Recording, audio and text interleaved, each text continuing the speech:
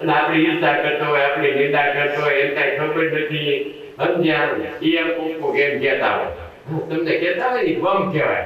આપણી ગાડી બહાર પસાર પરમાત્મા સુધી દાડા આપણે મારા થોડું રોકે એટલે બમ ફાવે ને ત્યાં રાખ પર લઈ દેવું. એટલે આપણી ગાડી ધીરીક થઈને વહી જાય ને, આપણી ગાડી પાછા વહી જાય, બમ નીચે સુંધાઈ જાય. સમજી દેજો બરાબર.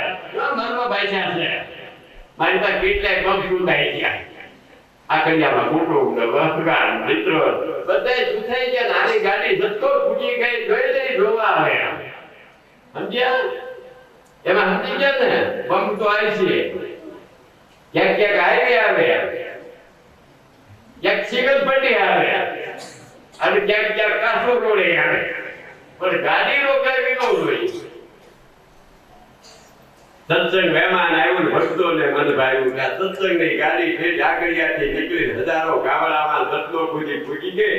એ જોનારા રહી ગયા રહી ગયા રહી ગયા રહી લે રહી ગયા રહી ગયા. એટલે આજનો સત્સંગ મેં તમને અજંપા કેમ જપવા, અજંપા કેમ લેવા, આપણા ઈર્ષા ઉપર કે આપણે નમ્રતા રહીને જપીને આપણે ગાડી ક્યાંય રોકે નકર ક્યાંય ઘરે મારા કાકાએ કીધું છે સત્સંગમાં તમે ના ખરાબ છો. આપણે કે ખરાબ છે અમારા કરતા તમે વધારે છે એટલે ઓલો બોલતો જ બાર. પણ તમે તો બફને લઈ દેવાય મળતો ગાડી હલવાઈ જાય, મોયલા બે પૈડા જાય વાયદા રહી જાય. એટલે ધ્યાન રાખજો જ્યારે પૈડા ઉપડવા બ્રેક હાથમાં. કાનુ દાદાને બહુ બહુ ફાયદો, બહુ એટલે બહુ. અને હવે તો હાઈવે આવી ગયો, હાઈવે એક ફોન 40 ઉપર ગાડી જાય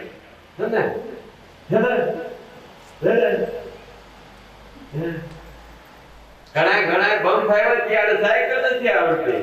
પણ હમણાં તો મારા શિષ્યને કિરણભાઈ જેવા રાજી થાય તમતારા લાકડિયાથી કદાચ સુરત આવવું હોય, કિરણભાઈ ને કદાચ ધામધૂમ કરવું હોય તો આપણે આકડિયાથી અમદાવાદ સુધી ટ્રેનમાં બેસી જઈએ. કિરણભાઈ કિરણ ધામધૂમ ના આપણે હું કામ ભાઈ એટા આવીએ. કિરણભાઈ ભલે 5 લાખ નો ડટો આપણે બધા ટિકિટમાં દઈ દઈએ તો આપણે ટ્રેનમાં જાવ.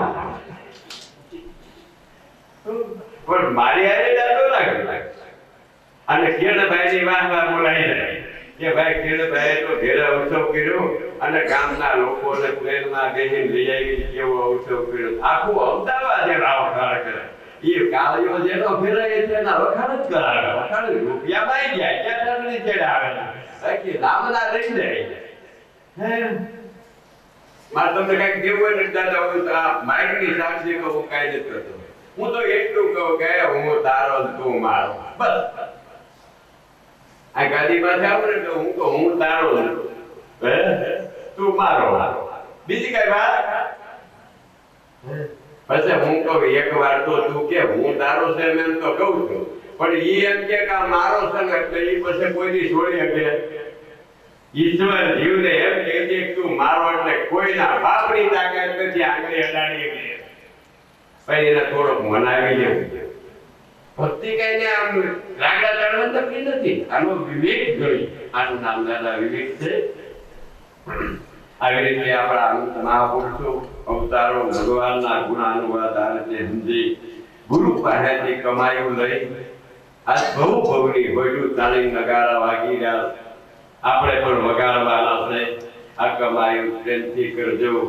બહુ ઊંડું જ્ઞાન તો નહીં કરવું. અજંપા ક્યાંથી ઉઠે છે, કયો રાગ ઉપડે છે, એ કયો રણુકાળમાં આપણો પ્રાણ, આપણું મન, એ મન આ તમારું મન છે ને તમે નથી ઓળખી શકતા કેવો પવન છે. જ્યારે તમે અજંપાના મૂળમાંથી ત્યાંથી નાદ રણુકાર નીકળશે તેથી તમે તમારા મનને ઓળખી લેવો. જેમ બ્રહ્મા નિરંજનને ગોતવા ગયો 78 વર્ષ 1000 વર્ષ સુધી બેઠો તોય ન જયો. એ જ મન ગોતે છે બધાએ પણ કોઈને હાથ આવતું નથી. એ જ મનનો અનુભવ તમને અંતર થાય. એ મન તમે ઓળખી જાઓ, મન તમારું મિત્ર બની જાય. એ મન જ છબીલદાર બની જાય છે દુનિયામાં. ધ્યાન રાખજો. આટલી લીલા સમજજો. તેથી કેળો આજનો સત્સંગ આ પૂરો થયો છે. સત્સંગ તો તત્વ જ્ઞાની હું કર્યા જ કરે. જીવશો તાવથી મારે પેલા રોજ સંભળાય એક આપણું બધું ન કરે. એટલે આ અજંપા કેમ જપવા, કેમ કરવી, માળા નિરંજન ભરી રહી છે. ખાલી ચૂડતા રાખવાની છે. ચૂડતા એ સાંભળી ઓળખ્યો છે. જ્યાંથી પ્રાણ અહીંયા આવશે આની લાકડી અહીંયા આવશે આ સુરતાય છે આ અત્યારે નહીં ખબર પડે પણ એકાંતમાં બેસીને ધ્યાન ધરતી હોય એટલું કરી અને જે બોલો બોલો સદગુરુદેવની સનાતન अपना गुरुदेवनी आदना सौ मंत मजेदार